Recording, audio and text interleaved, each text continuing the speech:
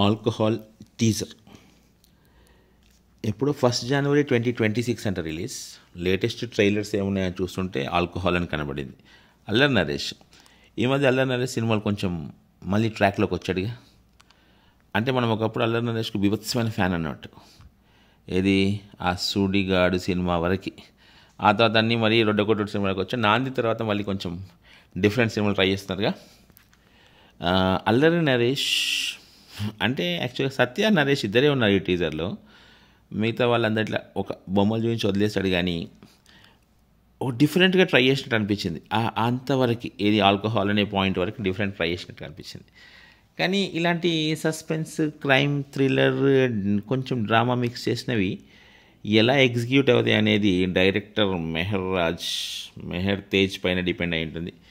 మెహర్ తేజ్ గారు మీరు బాగా తీస్తారని ఎక్స్పెక్ట్ చేస్తున్నాం. ఇది టీజరే, మనం అక్టోబర్కి ఇంకా రీచ్ అవ్వలేదు. నవంబర్, డిసెంబర్, జనవరి చాలా రోజులు టైం ఉంది.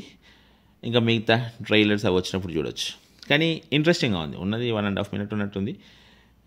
చూస్తే మీకు కొంచెం క్యూరియస్గా అనిపిస్తూ ఉంటుంది.